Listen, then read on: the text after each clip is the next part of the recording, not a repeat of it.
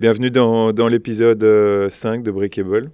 Merci. Aujourd'hui, j'ai le plaisir de recevoir quelqu'un que je connais, une personne que j'apprécie beaucoup, que je vois pas beaucoup, que j'ai rencontré il y a un petit temps, mais j'ai direct senti sa sensibilité.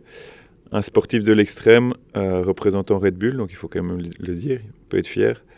Un homme marié, un père de 2 enfants magnifiques, un entrepreneur créateur dans l'âme, un véritable amoureux de la nature et un ambassadeur de la vie en plein air. Je pense qu'il cherche à connecter les gens à la beauté du monde sauvage, tout en représentant les limites de ce qui est possible dans son sport. Pour lui, chaque vol est une méditation, un moment où le temps semble suspendu. Si je ne me trompe pas, j'ai l'impression que je suis plus ou moins un juste Tom. Donc aujourd'hui, j'accueille Tom de Dorlodo. Salut Tom.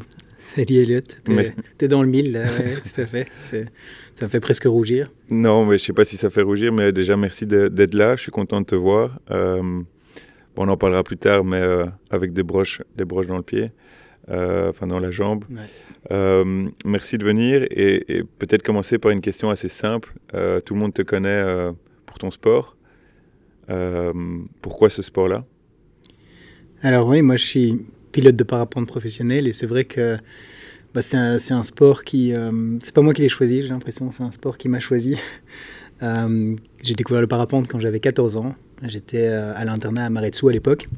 Et j'ai un pote qui est venu avec une vieille voile de parachute. On a commencé à jouer sur les terrains de foot et puis mes pieds ont quitté le sol et j'ai eu une sorte de déclic. Et depuis, le parapente me poursuit et je poursuis le parapente. C'est vraiment un sport fantastique et ça m'a fait voyager un peu partout autour du monde et ça a chamboulé ma vie, quoi, je peux le dire. Et c'était un rêve de gosse ? C'était un peu un rêve de gosse. Mais tu vois, comme tous les gosses qui veulent voler comme Peter Pan ou comme Dragon Ball, tu vois, c'était un truc qui me fascinait. Mais c'est vrai que c'est vraiment le jour où j'ai volé pour la première fois. Là, il y a eu un déclic et je me suis dit, mais ce truc est juste phénoménal, quoi. Tu vois, les sensations que tu as, puis voilà, un peu les problèmes que tu laisses au sol aussi, tu vois. Enfin, ça te permet de vraiment t'échapper. Et j'ai trouvé ça, juste dingue, quoi. Et puis c'était l'époque un peu des débuts du parapente, tu vois. Maintenant, le sport a bien explosé.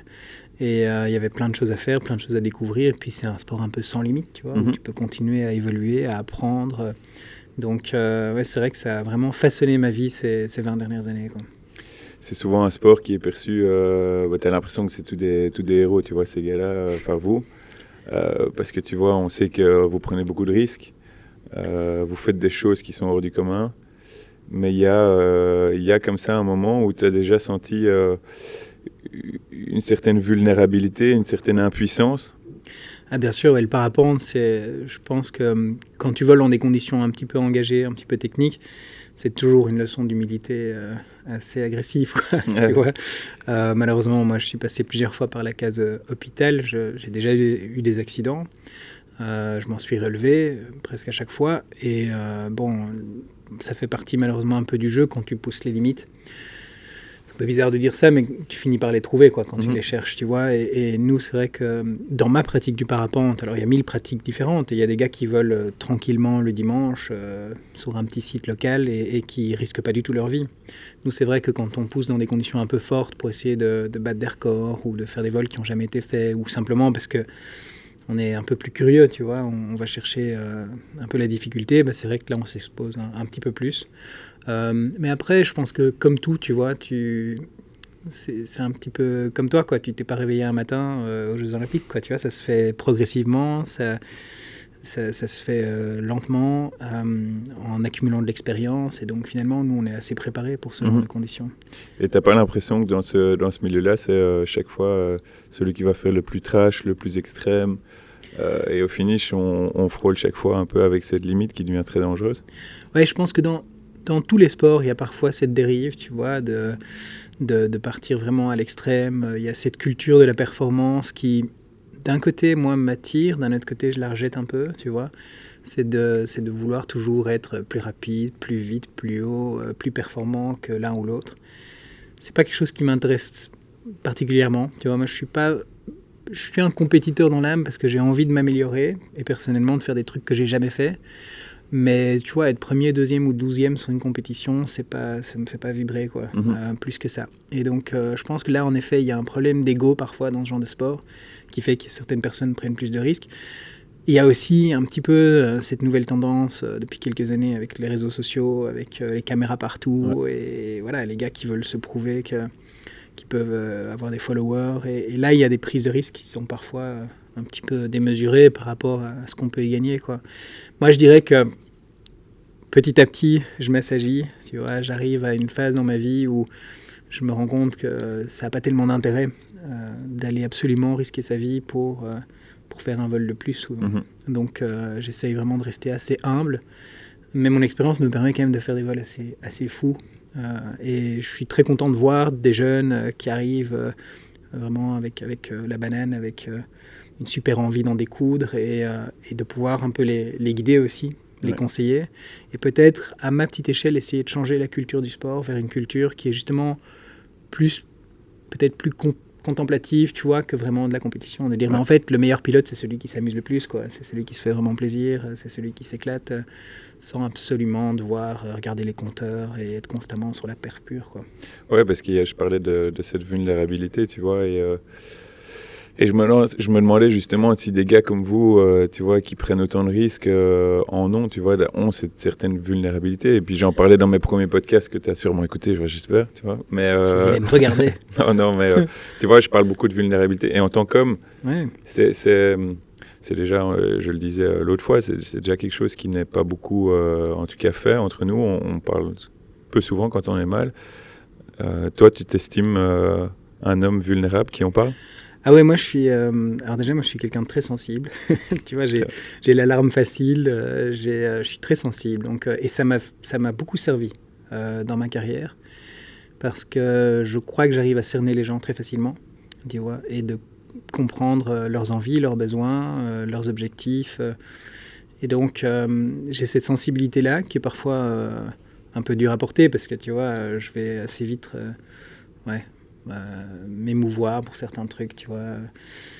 Mais ce qui fait aussi que tout a beaucoup de goût, beaucoup de saveur, que quand tu croques la vie à pleines dents, que tu voyages, que tu es un peu confronté à plein d'expériences et tout ça, ça te touche, ça t'impacte assez fort. Et puis à l'échelle plutôt sportive, tu vois, j'ai eu des rappels à l'ordre assez radicaux où je me suis senti vraiment vulnérable, tu vois. Je me suis cassé le dos, je me suis retrouvé 6 semaines à l'hôpital à regarder le plafond en pensant que j'allais peut-être pas remarcher. J'ai eu plusieurs gros accidents, j'ai perdu des morceaux, tu vois, j'ai plus tous mes doigts sur un accident d'escalade où un rocher a failli m'écraser. Donc j'ai eu des gros rappels qui souvent étaient des rappels, en gros, c'était des moments de ma vie où je me suis peut-être pris un peu pour Superman. Et puis la vie m'a rappelé que j'étais vulnérable et puis fragile, quoi. Et tu en parles ? Et ouais, j'en parle en conférence. Alors moi, j'adore le partage, tu vois, et j'ai la chance d'avoir l'opportunité de donner pas mal de conférences. J'ai vraiment développé quelque chose dans ce monde-là, donc je fais des conférences en entreprise, des conférences pour des jeunes, pour des écoles, et pour essayer d'inspirer les entrepreneurs à entreprendre, à oser sortir de leur zone de confort, enfin, toutes les valeurs que toi et moi on partage, je pense, tu vois, qu'on peut essayer de faire passer.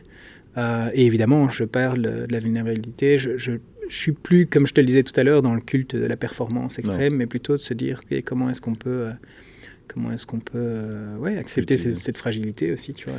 Ouais, parce que c'est pas moi qu'il faut le dire que la sensibilité, l'hypersensibilité est une grande force, mais avant de comprendre que c'est une grande force, c'est un bon bout de chemin pour le comprendre, et puis ça nous... C'est pas que ça nous dessert, mais des fois, ça rend les choses un peu plus compliquées, tu vois.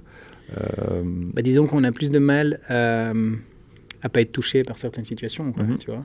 Et puis, on peut parfois aussi rendre plus importantes certaines situations où, tu vois, moi, je vois un truc, c'est que j'essaye vraiment de vivre dans le présent, mais souvent, je suis un petit peu dans le futur, tu vois, et avec mes doutes, et en me disant, OK, qu'est-ce qui va se passer ici, qu'est-ce que je vais faire si j'arrive plus à marcher, si je me blesse, si ceci, et puis en fait t'as des problèmes qui surgissent qui sont même pas encore là, tu vois.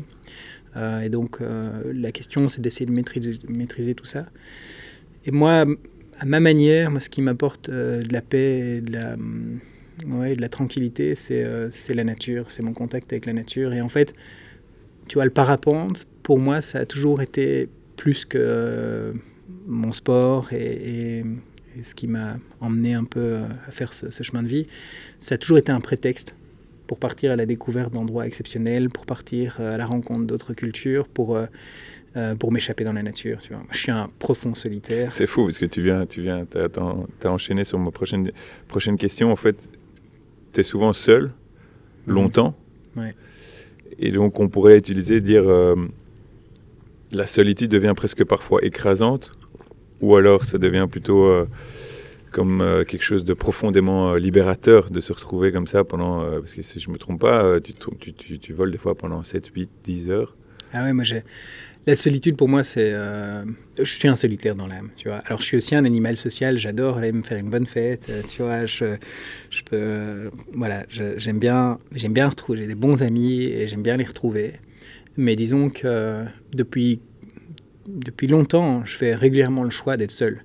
Tu vois, j'étais parti en Nouvelle-Zélande, j'ai fait le choix d'aller dans une cabane au milieu de la nature pour aller pêcher à la mouche pendant 14 jours tout seul. Quoi, tu vois. C'est des choix que je fais et que j'apprécie en plus, tu vois, où j'ai traversé les Pyrénées en solitaire, à pied, en parapente, j'ai fait une transatlantique à la voile en solo. Et en fait, quand tu passes 20 jours comme ça en bateau, tout seul, mais tu es face à toi-même, moi, ce que je trouve assez fantastique, et je ne sais pas quel est ce qui se passe exactement, mais c'est que j'ai plein de souvenirs d'enfance et plein de souvenirs et de choses que j'avais oubliées qui reviennent dans ces moments de solitude. J'ai l'impression que je mets de l'ordre un peu dans ma tête, tu vois. Et moi, ça me fait énormément de bien. Tellement que, quelque part, peut-être un peu malheureusement, je suis devenu un petit peu allergique à la foule, allergique au monde, un petit peu agoraphobe, tu vois. Tu me mets dans un hall d'aéroport, je deviens nerveux, quoi. mais par contre, tu me mets en solo sur un sommet au Pakistan, tu vois, avec de la neige jusqu'au nombril, je suis ravi, quoi. Donc voilà, ça c'est ma personnalité, je suis un peu comme ça. Ça me permet de me retrouver face à moi-même, tu vois, et ça m'amène beaucoup de sérénité, en fait. Et par rapport à bon, moi, la mort, c'est quelque chose qui me fait peur, mais je la dompte. Bon, peur, parce que, comme tu le sais, je suis hypocondriaque, donc c'est une certaine peur de la mort, mais je la gère un petit peu différemment. Et toi, tu joues clairement avec la mort. C'est pas l'objectif, mais... Ouais. Non, mais c'est clair qu'entre être un gars qui va au boulot le matin et qui est derrière son ordi... Et toi, ça peut être dangereux aussi, ça. Oui, ça peut être dangereux, on peut traverser la route et vis-à-vis de fait. Mais t'as peur de mourir ? Écoute, c'est une vraie question, ça. Plusieurs fois, je suis passé tout près, tu vois. Tout près, vraiment. Et à chaque fois, je me suis dit, tiens, si j'avais dû mourir maintenant, j'aurais pas souffert. Une fois, je me suis éclaté dans des rochers sur un décollage raté. Et j'ai perdu un peu connaissance. Quand je me suis réveillé, je me suis dit, ok, je suis encore en vie, mais si la lumière avait dû s'éteindre, je ne m'en serais pas rendu compte. Donc, si tu veux, la partie souffrance physique liée à la mort, celle-là, elle ne me fait pas tellement peur. Ok. Et c'est pas... Moi, par exemple, ce qui me fait j'ai plus d'angoisse de mort depuis que j'ai des enfants, parce que j'ai peur de plus être là pour eux. Ah non, bien sûr. Mais ça, c'est pour moi, déjà, tu vois, quand je pars un mois en expédition en Tanzanie ou un mois et demi en Himalaya, j'ai une boule au ventre, quoi, tu vois. Ouais. J'ai envie de voir mes enfants grandir, j'ai envie d'être là pour eux. Là, en plus, c'est des âges, des créneaux importants, tu vois. Mon petit garçon, il va avoir 6 ans, ma petite fille, elle a 3 ans, tu vois. C'est des créneaux où il faut être là, il faut être super présent. Donc, moi, c'est surtout ça. Après, je pense que j'aurais vraiment du mal à revenir vers une vie un peu planquée, tu vois. Enfin, en fait, pour le dire, ce serait impossible, je pense, tu vois. Quand tu as vécu ces intensités-là, et que tu dois revenir à une normale, tu vois, je pense que c'est vraiment compliqué. Ou alors tu shifts et tu te dis, ok, ma vie, le gros de ma carrière sportive est derrière moi et maintenant j'ai passé une deuxième vie, tu vois. Mais là, je n'y suis pas encore. Tu trouveras à chaque fois d'autres objectifs. J'ai encore envie de vivre d'autres trucs, tu vois, développer d'autres choses et probablement plus impliquer mes enfants là-dedans, tu vois. Là, on vient de racheter un nouveau bateau d'expédition, un voilier de 45 pieds et de 14 mètres en aluminium pour aller dans les endroits les plus reculés. Et ça va être génial de pouvoir embarquer les kids là-dessus, quoi. Donc, non, mais la vie, c'est tellement chouette qu'il faut vraiment... Et tu sais, cette année, on a encore perdu 1 ou 2 gars qui étaient vraiment des étoiles montantes du parapente, des super talents. C'est tellement triste, c'est tellement... c'est désolant, quoi. Ouais. Tu vois, tu te dis, les mecs, il était jeune, il avait toute la vie devant lui... c'est tellement, c'est déprimant. Et en fait, rien ne vaut ça. Mais donc, tu as une philosophie spéciale par rapport à la vie et la mort ou pas spécialement ? Pour moi, c'est vraiment... j'ai vraiment envie de croquer la vie à pleines dents, tu vois, et d'en profiter un maximum et d'essayer de vivre un maximum dans le présent. Je suis aussi un homme de projet, donc tu vois, j'essaie de voir à moyen et long terme ce qu'on peut mettre sur pied, jusqu'où on peut aller, ce qu'on pourrait créer comme chouette projet. C'est vraiment ce qui me drive, tu vois, au jour le jour. Je pense très rarement à la mort. Je dois dire qu'en fait, j'essaie de ne pas y penser, tu vois. Mais elle est présente dans notre monde de base jumper, tu vois, parapentiste professionnel, alpinisme, tu vois, nous on les connaît tous, tous ces mecs qui se cartonnent, tu vois, on les connaît de près ou de loin, et donc ça fait toujours vraiment quelque chose. Et quand tu as un accident, en plus, c'est aussi un rappel, tu te dis, ouh là là, je suis pas passé loin, est-ce que ça vaut vraiment le coup tout ça? Mais disons que moi, la mort, tu vois, alors ça c'est très personnel, mais j'ai pas de croyance particulière, tu vois, de vie après la mort ou de choses comme ça, donc pour moi la lumière elle s'éteindra et puis on passera à autre chose, quoi, tu vois, ou pas. Et donc, je crois que, comme toi, le stress lié à ça, c'est vraiment plutôt l'impact que tu as sur la famille. Parce que, tu vois, la première fois que je me suis abîmé, je me suis cassé le dos. Et au départ, je m'étais toujours dit, bon, si tu as un accident, c'est ton problème, tu vois. Et en fait, non, ça devient vite le problème de toute ta famille, quoi. Ça devient le problème de tes enfants, de ton épouse, de tes parents, tu vois. Tout le monde doit s'occuper du gars qui a le dos cassé. Et là, je me suis dit, en fait, il y a une dimension un petit peu égoïste dans tout ça, tu vois. C'est que tu vis ta vie à pleine intensité, mais en même temps, ça a un coût, quoi. Ah ouais, et ça peut impacter les proches, mais quand on parle comme ça de risque, quelle est ta plus grosse frayeur? Le plus trash que tu as vécu? Écoute, certains accidents, je m'en rappelle plus. Mais et puis je pense que on est assez sélectif à ce niveau-là. Tu vois, le cerveau fait le tri avec le temps et essaye de passer à autre chose. Mais je dirais que le plus gros accident, c'est quand je me suis cassé le dos. Mon parapente s'est fermé à 15 mètres du sol à la fin d'un long vol, dans des conditions un peu turbulentes, mais qui n'étaient pas censées être ultra méchantes. Et c'est un peu la pire situation parce que tu n'as pas le temps d'ouvrir ton parachute de secours et tu n'as pas le temps non plus de réouvrir le parapente. Tu vois. C'est l'altitude, la hauteur sol qui est la plus dangereuse en fait. Paradoxalement, en parapente, tu vois, c'est toujours le dernier centimètre qui fait mal, quoi. C'est au moment où tu touches le sol. Si tu es très haut en altitude, c'est pas très grave. Et là, je me suis cassé le dos et les premières minutes, j'ai pensé que j'étais paralysé, quoi. Donc là, j'ai vraiment eu très très peur. Et ça m'a vraiment calmé cette histoire. Mais tu vois, très vite, quelques mois plus tard, je suis remonté sur mon parapente et j'ai réattaqué sans appréhension et content d'être là. Et j'y pense pas en vol, tu vois. Ouais. Donc je pense que j'ai réussi à faire un petit peu. C'est dangereux, mais c'est dangereux d'y penser en vol, tu crois? Je pense que la peur, ça peut être paralysant, tu vois. Alors, c'est intéressant de parler de ça parce que la peur, c'est ce qui te garde en vie, tu vois. Et il y a beaucoup de gars qui disent « Ah, mais moi, j'ai pas peur. » Ceux-là, tu sais qu'a priori, ils vont se cartonner tôt ou tard.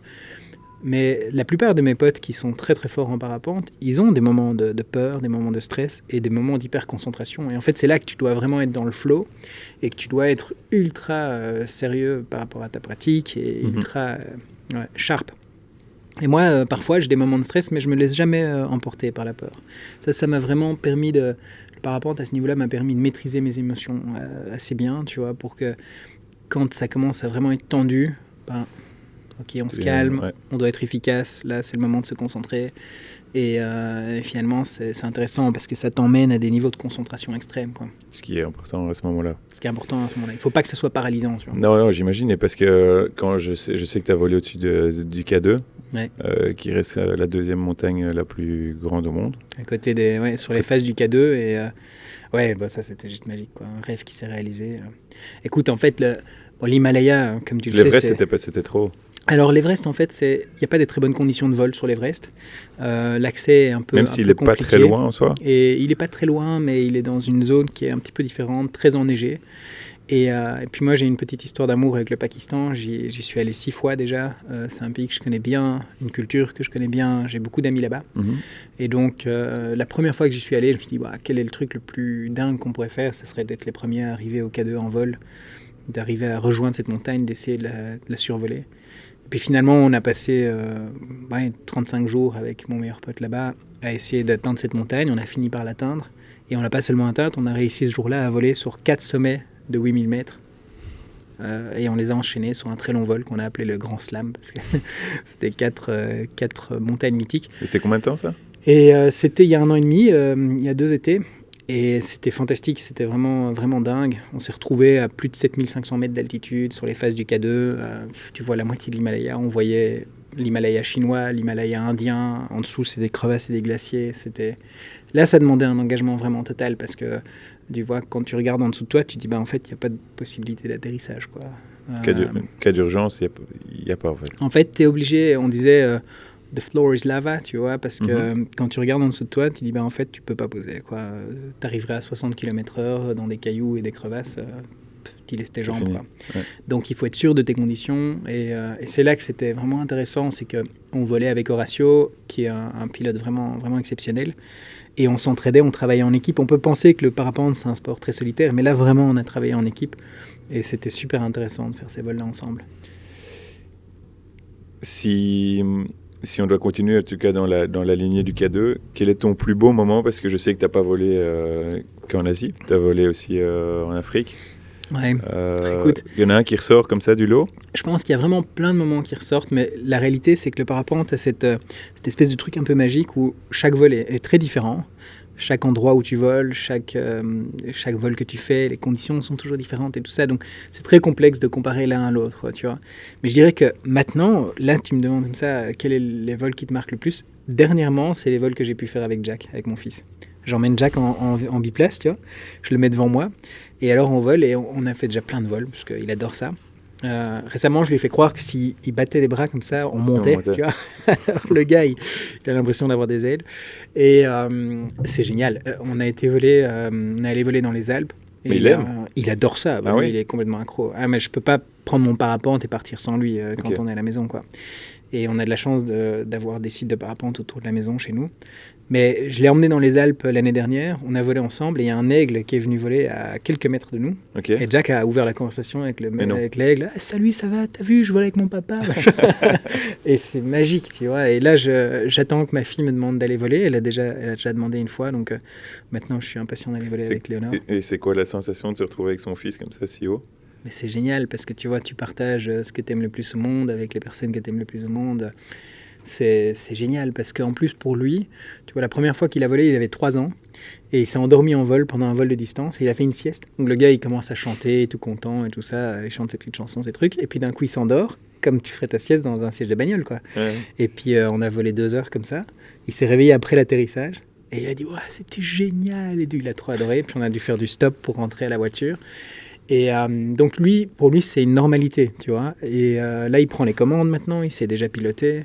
J'ai pas, tu vois, absolument envie d'en faire un pilote de parapente comme, tu vois, je sais pas, Jos Verstappen voulait absolument faire de Max un pilote de Formule 1. C'est pas du tout mon truc. Moi, j'ai attendu que mes enfants me le demandent, tu vois. C'est pas là pour pousser. Et pas du tout, tu vois. D'ailleurs, honnêtement, je préférais qu'il fasse un autre sport, tu vois. S'il pouvait se mettre plutôt au surf ou un truc un peu plus safe. C'est fou parce qu'on a tous ça. Je serais moins inquiet. Moi, j'ai pas l'impression non plus de vouloir, peut-être comme ça, des parents qui veulent pousser leur fils, comme tu disais, avec Verstappen, qui soit dans le même sport et qu'on continue la lignée en fait de génération en génération. Moi, c'est pas quelque chose qui me donne envie. Et comme tu dis, c'est même des fois mieux qu'ils sortent du milieu dans lequel tu as été. Clairement, je pense qu'il y a aussi quelque chose de... Tu vois, on a tous quelque chose d'unique, quelque chose de différent à apporter. Et moi, tout ce que je lui souhaite, c'est de faire ce qu'il a envie, de faire ce qu'il aime. J'ai eu la chance de pouvoir suivre mon chemin, tu vois, à ma manière et parce que j'avais envie de ça. Et j'aimerais qu'il puisse faire la même chose, que ce soit le parapente, la musique ou le dessin ou autre chose, tu vois. Mais bon, ce qui est génial, c'est que là, il touche à plein de choses, tu vois. Il fait du parapente, on fait de la voile ensemble, on fait de l'apnée, on fait plein de trucs. Et puis après, lui, il verra ce qu'il aime, tu vois. Le plus important, c'est d'ouvrir leur curiosité et puis de les encourager à faire des choses que potentiellement, ils n'auraient peut-être pas faites tout seuls, tu vois. Ça, c'est clair. Tu en as déjà parlé par rapport à... les risques, les accidents, tu en as déjà eu pas mal. Il y en a un quand même qui est assez récent. Ouais. Il y en a un qui fait mal. Et j'ai l'impression qu'il fait un peu plus mal physiquement, plus mentalement que physiquement. Qui dure. Ouais. Tu peux nous raconter, c'était une expédition il y a pas si longtemps? Oui, c'était il y a 8 mois. Je suis parti, j'étais en train de préparer une expédition au Groenland. On voulait faire la traversée du Groenland en snowkite, avec des traîneaux, tu vois. Et moi je dis toujours la préparation c'est la clé du succès, donc j'avais préparé tout un plan d'entraînement assez long, assez intense, et notamment on avait prévu d'aller passer 3 semaines en Norvège pour faire du ski de rando et pour faire du snowkite. on s'était entouré de la meilleure équipe de moniteurs de snowkite au monde, enfin vraiment dans le meilleur endroit, on a fait les choses bien, tu vois. Malheureusement, après quelques jours d'entraînement, ça se passait super bien, notre monitrice a dû se faire remplacer, et un gars qui a débarqué, qu'on ne connaissait pas, qui avait l'air plutôt sympa au départ, mais tu vois, on ne le connaissait pas, et il a débarqué, le vent était fort, il a dit « Ouais, c'est tout bon, on y va, ça va être génial ». Et je pense que, enfin l'erreur, c'est qu'il nous a vu arriver, on avait des facilités avec le sport, mais pas énormément d'expérience non plus. Les conditions étaient très fortes et je lui ai dit « Écoute, je crois que c'est trop fort, là, il faut qu'on s'arrête, ça me paraît pas bon ». J'avais vraiment une intuition et tu développes cette intuition. Ouais. Je suis sûr que toi, tu l'as développée sur le terrain aussi. Il y a des choses que tu sais pas pourquoi, tu te l'expliques pas, mais tu es hypersensible, donc tu sens les choses. J'ai senti qu'il y avait un truc qui était pas net, tu vois. Et j'appréciais pas trop le gars, d'ailleurs. Bon, c'est pas très sympa de dire ça, mais... Voilà, sans rancœur, hein, vraiment. Mais, et finalement, bon, ce qui s'est passé, c'est qu'il a vraiment insisté pour que je redécolle. Il est venu m'aider à gonfler ma voile et au moment où il l'a gonflée, j'ai fait un bond de 15 mètres. Je me suis envolé. Je me suis fait arracher par le kite et à l'atterrissage, je me suis fracturé le tibia et la fibula. Bien salement, avec une fracture qui a vrillé, quoi, tu vois, donc c'était vraiment et là, tu as senti direct que c'était un truc pas net? Ouais, j'ai senti direct que c'était pas net, puis c'était grave, et surtout, je continuais à me faire traîner par le kite, j'étais à moitié assommé, heureusement, j'avais mon casque et tout, et puis j'avais une bonne forme physique, ça m'a permis de pas tout casser, mais j'ai été traîné sur 100 mètres, et quand j'ai largué le kite, j'ai vu que ma jambe, elle avait un angle à 80 degrés, quoi, et donc voilà. Jusque-là, c'était pas dramatique, tu vois, parce que c'était une fracture tibia, c'était un truc, ok, dans 6 semaines, tout ça tient ensemble, et puis dans un mois et demi, je revole, quoi. Et en fait, malheureusement, je me suis fait opérer en Norvège et j'ai chopé un staphylocoque doré, donc une sale infection. Ces infections, ça arrive une fois sur 100 lors des opérations. C'est souvent dans les hôpitaux? C'est souvent dans les hôpitaux, c'est des bactéries qui sont assez résistantes, tu vois. Et puis j'ai été rapatrié en Belgique par Europe Assistance qui a super bien fait ça. Ils m'ont ramené en Belgique et là j'ai été opéré par un super médecin ici, mais malheureusement l'infection était déjà présente et on aurait probablement dû plutôt nettoyer, attendre que ça soit clean et puis opérer, mais on a mis du métal.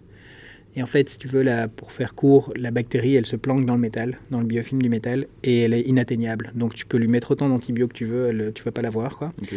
Et finalement, ce qui s'est passé, c'est que elle s'est installée dans ma jambe, dans mon os. C'est devenu une ostomyélite, donc une infection osseuse. Et depuis, j'ai eu en tout 8 opérations de nettoyage, de cleaning. Et ça fait il y a combien de temps déjà ça? C'était il y a 8 mois.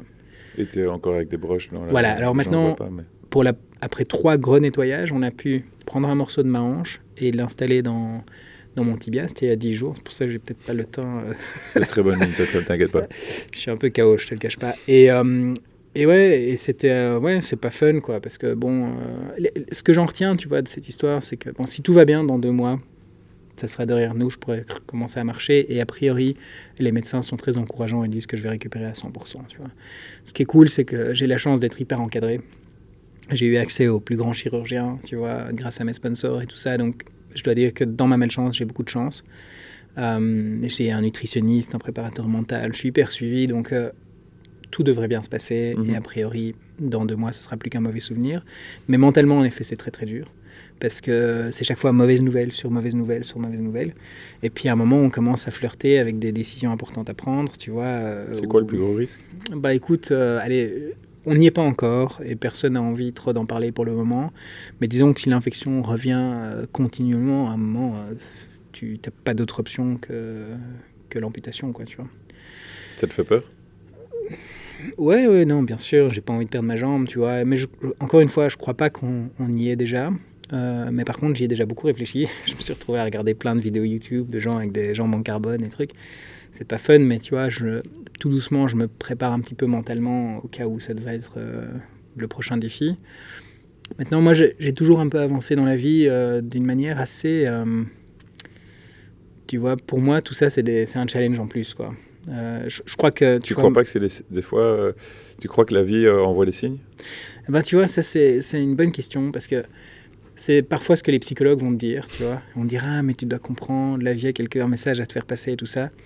Et d'un côté, j'ai envie de dire, oui, c'est sûr, on peut un petit peu essayer de se demander ce qu'on pourrait faire différemment, tu vois. Ça vaut le coup de se remettre en question, certainement. Par contre, je trouve ça un petit peu fataliste parfois comme approche. Et tu vois, j'ai envie de dire, oui, mais alors... tous les malheurs du monde sont justifiables, tu vois. Tu peux te dire, oui, mais alors, tu vois, les guerres, les conflits, les catastrophes naturelles, peut-être que la vie veut te faire passer un message. Je suis pas tout à fait d'accord avec ça, je trouve ça un peu dur, tu vois. Je préfère me dire que non, on prend des décisions qui sont bonnes ou moins bonnes, tu vois, on fait des erreurs qui parfois coûtent cher. Je prends sur moi, tu vois, et après je le prends comme un challenge. Voilà, comment est-ce qu'on va se relever de ce truc? Comment est-ce qu'on va... Il y a certainement des choses à apprendre en chemin, des choses qui peuvent nous renforcer. Mais c'est surtout, voilà, what's next, quoi, tu vois, et on avance, quoi. Et quand tu dis c'est dur mentalement, je pense qu'on a tous des moments dans notre vie où on a des moments difficiles, plus durs les uns que les autres, mais c'est toujours trouver des manières pour passer au-dessus, tu vois, se relever. Et toi, tu dis que tu es un préparateur mental. Ouais. Mais il y a des choses dans l'étude que tu fais aussi. Ouais, écoute, moi, ce qui est assez fou dans cette histoire, c'est que, bon, tu sais, tout le monde a envie de t'aider, donc je suis très entouré, et on m'a dit, ah, mais je connais une nana qui est géniale, je connais un psy qui est super, et j'ai essayé pas mal de trucs. Et j'ai pas trouvé le bon fit. Tu vois, mais ça, c'est très personnel. Quand tu dis bon fit, tu n'as pas de feeling avec la personne? Il y a un feeling, mais tu vois, ça creuse pas toujours dans la bonne direction selon moi, tu vois, et j'ai pas toujours voulu qu'on m'emmène là où on voulait m'emmener. Et finalement, c'est Karina Olekim, qui est une athlète Red Bull, qui a eu un très gros accident en base jump il y a quelques années, qui a passé plus ou moins par les mêmes étapes d'infection et d'hôpital et d'opération après opération après opération, et qui m'a gentiment appelé, et on a eu une conversation d'1 heure qui a débloqué énormément de choses. Et là, tu te sens compris. Tu vois, il n'y a rien à faire, c'est que finalement, on est quand même... on a des lifestyles un peu à part, quoi, tu vois. Et quand tu parles à quelqu'un qui a traversé la même chose que toi, ben, tu peux aller chercher de la force là-dedans. Et elle a été vraiment super. Donc elle m'a beaucoup aidé, puis je peux la contacter une fois de temps en temps. Elle m'a envoyé son livre qu'elle avait écrit, puis là tu vois qu'à travers les épreuves qu'elle a vécues, elle s'est renforcée très fort, elle a été très courageuse, et ça m'a donné un super coup de boost. Et elle m'a dit un truc qui m'a paru vraiment important. Elle m'a dit, oublie pas que tes enfants te regardent, tu vois. Et en fait, c'est vrai, tu vois, quel message tu fais passer à tes enfants? Est-ce que tu pleurniches sur ton sort, tu vois, et tu es tout le temps abattu et déprimé, ou est-ce que tu leur montres que malgré les difficultés, malgré les moments compliqués qu'on traverse, on reste fort, on reste positif, on reste unis, tu vois, parce que finalement, on est les héros de ces petits bouts de chou, quoi, tu vois, et on a vraiment... Ils nous copient dans leur manière de faire, tu vois, ils vont chercher tout ça chez nous. Et ça m'a un petit peu marqué. Je me suis dit, voilà, attends, on se prend en main, là, on arrête de râler, tu vois. C'est ce que tu râles vraiment beaucoup. J'ai pas l'impression que tu es quelqu'un j'ai des moments, tu vois, j'ai vraiment des moments. Il y a des moments où je suis OK, positif, truc, et puis quand ça me tombe dessus pour la 5e fois, tu vois, et qu'on te dit, bon, tu vas retourner à l'hôpital, passer encore 3 semaines de plus sous intraveineuse et tout ça, j'ai des moments pendant 1 jour ou 2 où j'ai envie de tout péter, quoi, tu vois. Ouais. C'est plus un sentiment d'injustice, tu vois, et d'énervement sur la situation. C'est une colère par rapport à la situation, c'est pas par rapport à qui que ce soit d'autre, tu vois. C'est vraiment...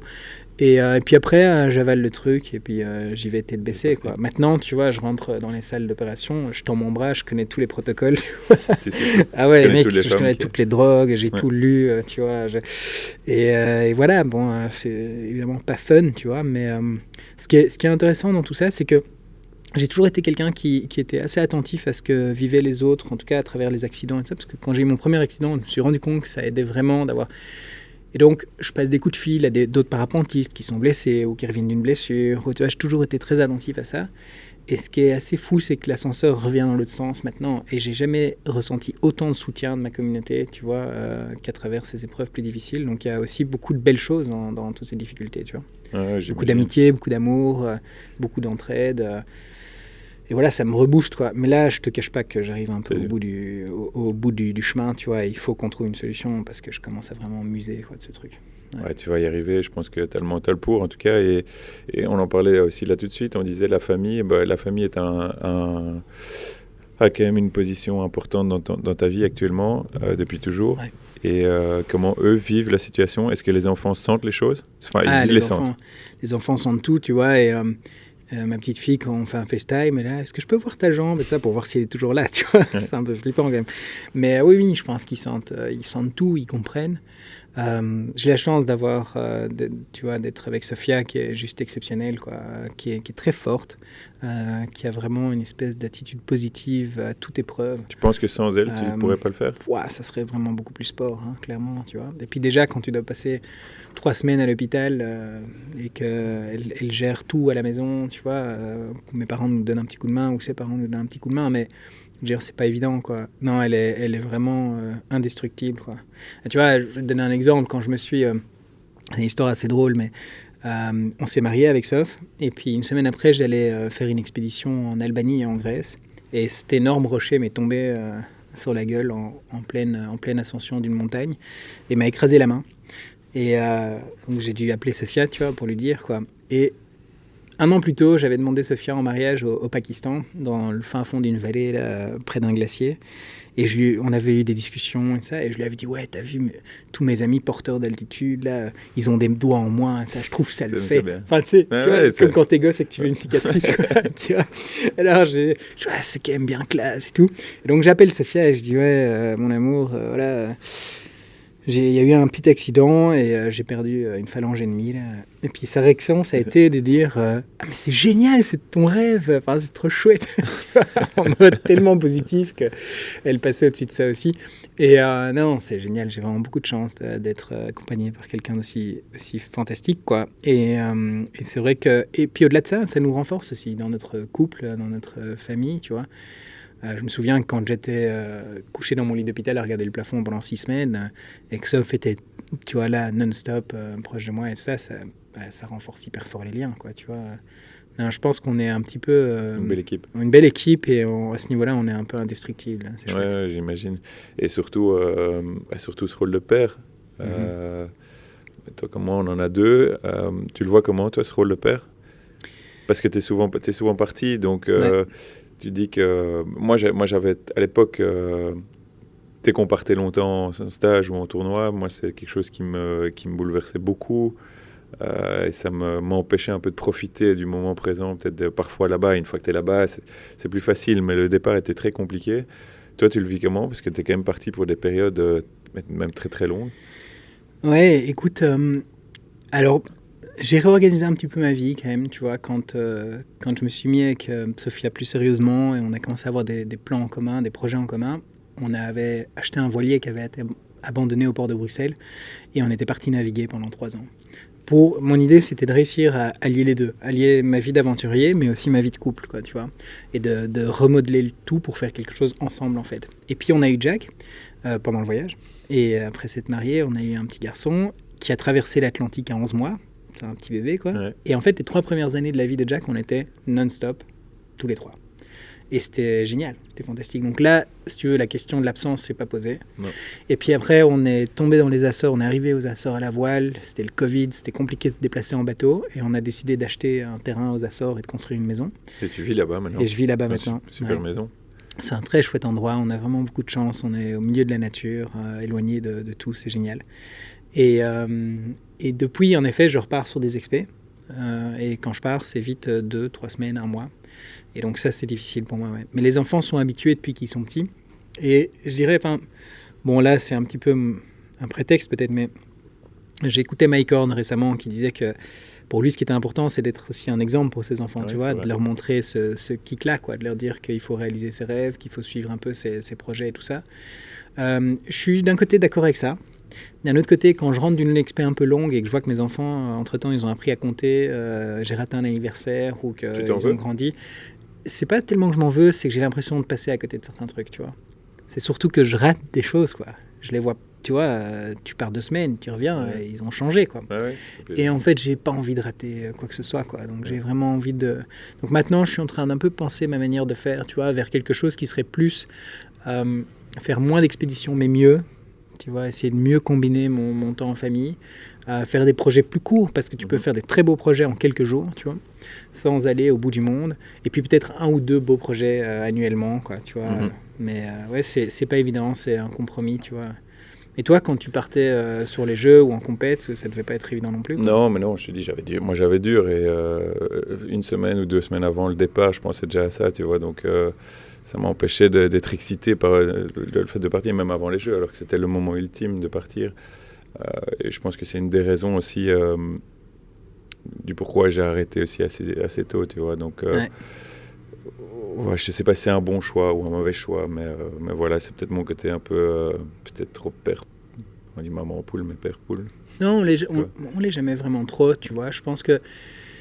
Et ce qui est intéressant dans ce que tu dis, c'est que, tu vois, moi, je vois toujours aussi, une semaine avant le départ, je suis déjà parti, tu vois. Je suis déjà dans ma tête, je suis déjà dans mes sacs, je suis dans le stress de la préparation de l'expé et tout ça. Donc, la semaine avant est toujours un peu compliquée.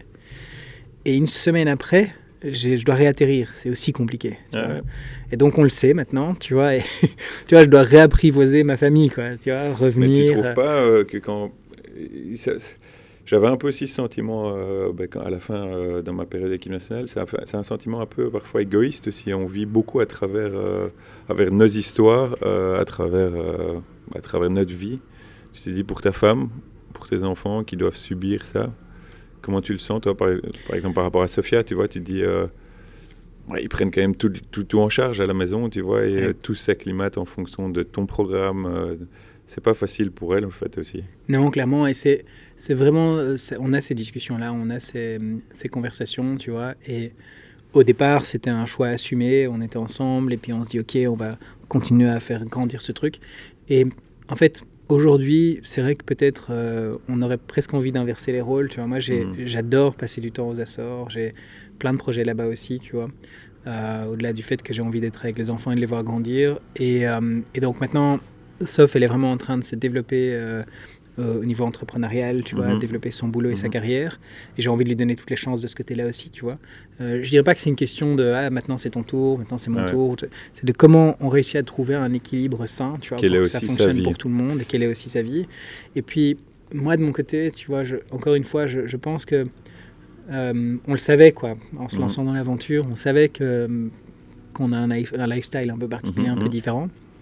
Maintenant, sans vouloir me justifier ou quoi que ce soit, mais je vois un petit peu comment ça fonctionne autour de moi, tu vois. Et moi, je vois que quand je suis là à la maison, je suis vraiment là, tu vois.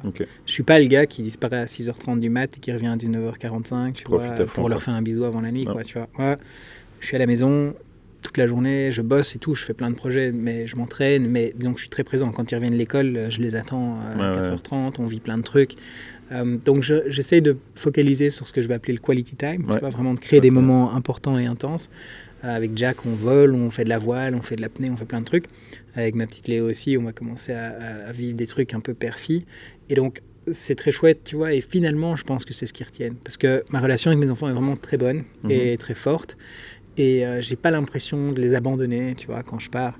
Et puis après, ce qui est dingue, c'est que, tu vois, j'étais en Tanzanie récemment, on faisait un FaceTime avec Jack, et puis il y avait tous les petits Maasai qui étaient autour de moi, et ils ont commencé à interagir ensemble, et à se dire bonjour à travers la caméra, et tout ça, et je me dis, bah ça, c'est aussi quelque chose, c'est un apport important, tu vois, une ouverture au monde, des histoires à raconter, des trucs pour l'inspirer. Au bout du compte, ce qu'on veut, c'est qu'il soit bien encadré, qu'il grandisse sainement, tu vois, qu'il n'y ait pas trop de manque et tout ça. Mais il ne faut pas non plus les surprotéger, tu vois. Ils sont solides, hein, plus solides que ce qu'on pense. Et je crois que surtout, moi, le message que je veux faire passer, c'est que la vie ne s'arrête pas quand tu deviens papa ou maman. Hein. Enfin, tu vois, il faut continuer à... Ce qu'ils veulent, les enfants, c'est des parents heureux, tu vois. Des parents heureux, des parents soudés, ça, c'est tout ce qu'ils veulent, tu vois. Si tu tires la gueule parce que tu dois aller faire un boulot qui te plaît pas, tu vois, tous les matins, que tu reviens tendu, que les week-ends sont compliqués et tout, je crois pas que tu apportes beaucoup plus que quelqu'un qui doit partir 2 mois par an pour son travail, quoi. Non, mais ça, comme tu dis, c'est trouver une bonne balance et quand on n'est pas prêt, quand on a des enfants, ben voilà, il y a quand même pas mal de choses qui sont chamboulées, tu vois, il y a retrouver ses objectifs privés, ses objectifs de couple, ses objectifs de famille, c'est une bonne balance à trouver. On passe tous par là et comme tu dis, c'est une question de trouver un bon équilibre entre toi, ta femme et tes enfants. Nous, on s'est cru un peu invincible au départ, tu vois. On s'est dit, ça changera rien. On prend un gosse, on le met dans le bateau, il dormira en boule dans une cabine et on continue notre vie, tu vois. Et en fait, on s'est vite rendu compte que ça avait quand même des limites, tu vois. On est parti, par exemple, en van life, en plein hiver avec Jack dans un California, tu vois, pour aller faire du ski de rando dans les Alpes pendant 3 mois. Et bon, c'est quand même pas pratique tu vois, de gérer un petit... et finalement, moi, j'étais peut-être un petit peu aveuglé par cette envie de de continuer, tu vois, coûte que coûte, continuer à vivre ce lifestyle. En fait, je pense maintenant qu'il y a des périodes dans la vie. Et c'était mon coach qui me disait ça. Il me disait en fait, parce que c'était une vraie question, il me disait mais en fait, tu dois juste être grateful, tu vois. Réjouis-toi de tout ce que tu as pu vivre, tu vois, tous ces voyages que tu as fait, ces médailles que tu as gagnées, ces trucs. Et puis réjouis-toi d'avoir des enfants aujourd'hui, parce qu'il y a des gens qui veulent des enfants. Et puis réjouis-toi que bientôt ils partiront. Et en fait, c'est la vie, tu vois. Et si tu es dans l'appréciation et que tu te dis, en fait, voilà, c'est une autre phase de ma vie, c'est différent, c'est ni mieux ni moins bien, c'est juste différent. Et il faut s'en réjouir. Après, tu peux traverser ça, je pense, plus facilement. Et si maintenant, on arrive déjà un petit peu gentiment à la fin, j'ai une question, une de mes dernières questions en tout cas, c'est quand tu penses au futur, alors le futur proche, j'imagine, c'est retrouver ta jambe. Ouais. C'est assez impressionnant. Je t'avoue que je suis assez impressionné de voir ta manière de réfléchir, ta façon de voir le problème, de l'accueillir, de dire de comment ça va se passer, de voir aussi les cas les plus extrêmes qui pourraient arriver. C'est assez inspirant, je t'avoue, franchement. La vie ne s'arrête pas, tu vois. Et bon, là, j'aimerais voir la petite lumière au bout du tunnel, tu vois. J'aimerais qu'on me dise, écoute, là, c'est bien engagé. Là, je suis un peu en train de croiser les doigts pour ça. Et c'est vrai que c'est pas chouette, quoi. C'est impressionnant, tu vois. Enfin, là, tu le vois pas parce que j'ai mis un pantalon pour pas que ça fasse peur à tout le monde. Mais j'ai 7 broches dans la jambe, tu vois, qui traversent mon tibia. Donc, c'est douloureux constamment. Pour dormir, ça doit être l'enfer aussi. Tu dors pas, de toute façon, ouais. C'est comme dans les bateaux, tu vois, par petite sieste d'1 quart d'heure. Mais voilà, tu vois, on n'est pas en prison non plus. Non, on a la chance d'avoir des vies assez privilégiées, de vivre dans des pays qui ne sont pas en guerre, ou pas encore en tout cas. Je trouve que l'un dans l'autre, il vaut plutôt mieux essayer de regarder le positif. Même si je ne suis pas toujours le meilleur là-dedans. Je peux être très négatif parfois, tu vois. C'est peut-être parce qu'on est derrière un micro, quoi. Je suis avec toi, je suis un peu souriant. T'as pas le choix. Non, mais disons que, tu vois, comme tout le monde, quoi, il y a des hauts et des bas. Mais la vie nous réserve encore plein de surprises. Ouais. Et tu vois, tu posais je pense que tu allais poser la question de l'avenir et du futur. Si maintenant tu retrouves ta jambe, c'est quoi le projet ? Tu vois, premier truc, parce que je les ai écrits. C'est Karina qui m'a dit, écoute, écris tes objectifs, comme ça, ça va te booster. Et mon premier objectif, c'est de revoler avec mes enfants. C'est d'emmener Jack en parapente, d'emmener Léo en parapente, d'aller me faire un bon resto avec Sophia, tu vois, de pouvoir bouger, quoi, tout simplement, vivre, quoi, les petits trucs de la vie. Les choses simples. Ouais, les choses simples, aller nager dans la mer, tu vois, là, je peux pas nager depuis que j'ai des broches. Aller naviguer à la voile, les petits trucs, tu vois. Mais je sais que ça va revenir, hein, tu vois, ça va revenir. Et c'est vrai que maintenant, c'est des choses qu'on oublie d'apprécier. Hier, j'ai vu ma mère partir se promener, tu vois, faire une petite balade dans les bois. Mais je rêve d'une petite balade dans les bois de 5 minutes, tu vois. Donc, ce que je dis, c'est que quand tu as un gros problème, surtout un problème de santé, ce que je souhaite à personne, c'est en fait, tu n'as plus qu'un problème. Tous les autres petits problèmes, c'est plus des problèmes. Tu relativises beaucoup. Et ça, c'est, je dirais, un des enseignements quand tu traverses des moments plus difficiles. Mais pour revenir sur le futur, c'est la vraie question, tu vois. C'est la question de tous les sportifs de haut niveau. Quand est-ce qu'on s'arrête ? Quand est-ce qu'on s'arrête ? Et aussi, jusqu'où notre corps va nous permettre de faire ce qu'on fait, quoi, tu vois. Dans mon cas, c'est un peu particulier parce que le parapente, c'est un sport dans lequel tu peux exceller assez longtemps. La voile aussi, par exemple, tu vois, si tu regardes les mecs qui font le Vendée Globe et tout ça, et moi j'adore naviguer. Donc ça, c'est une chose. Deuxième chose, moi je me suis toujours plus défini comme un aventurier qui fait du parapente qu'un parapentiste qui fait de la compétition, quoi. Donc je suis plutôt dans le monde de l'aventure et c'est finalement assez large. Et j'ai une espèce de confiance, parfois un peu aveugle dans la vie, tu vois.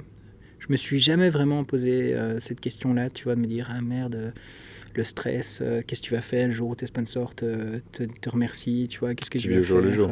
Je vis un peu au jour le jour. Je me suis rendu compte quand même avec cet accident que le soutien de mes partenaires était beaucoup plus important et leur fidélité était beaucoup plus forte que ce que j'avais potentiellement imaginé. Okay. Tu vois.